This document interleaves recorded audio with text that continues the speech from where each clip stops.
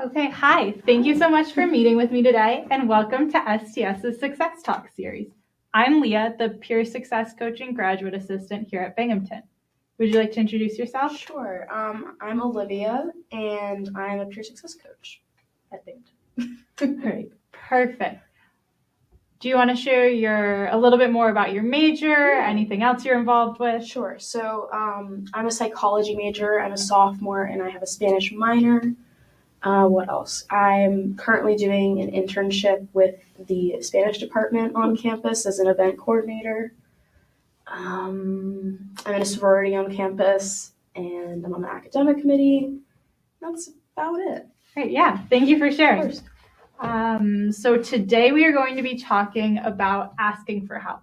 So what does this topic mean to you?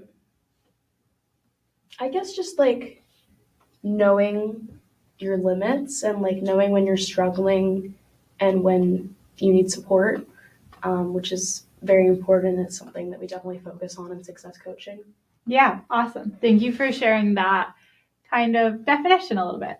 So the first question I have for you, is there a stigma around asking for help? There definitely is. That's kind of goes without a doubt.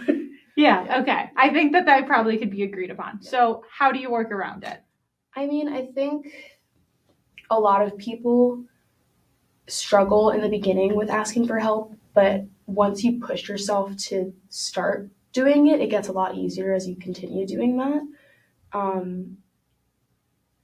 It's hard to push yourself outside of your boundaries a lot of the time. So what I would suggest is starting small and talking to people that you're comfortable with about whatever you're struggling with, and then from there building up to bigger resources. Like if you're struggling with academics, maybe talk to a friend in the class first. And if they're not helping enough to the degree that you need, then maybe go to a TA who is also a student. And from there, you could even go to a graduate TA, and from there, you can go to a professor, and so on. Yeah, I think that's really important, is building up to bigger steps. Yeah, okay. I like that. That seems like a pretty good workaround, because sometimes it can be scary to kind of admit that vulnerability and say, hey, I can't do this on my own. What should I do now?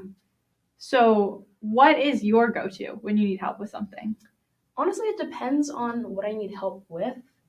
A lot of the time, if it's something more social, I'll go to my friends. I talk to my suite mates and friends from home all the time.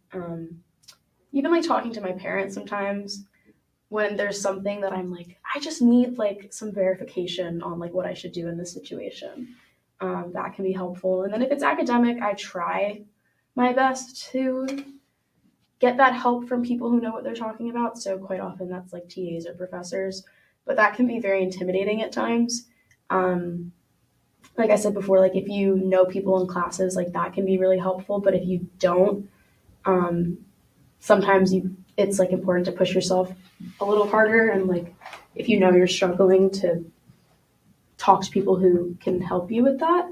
And even you can go to tutoring too, and that. It's sometimes easier to work with people that are your own age than professors who are much older than us, typically. Yeah, definitely. And so I think you touched on the answer to this question a little bit with talking about tutoring, but what are some resources on campus that students can go to when they need help? I mean, besides tutoring, obviously success coaching, for sure.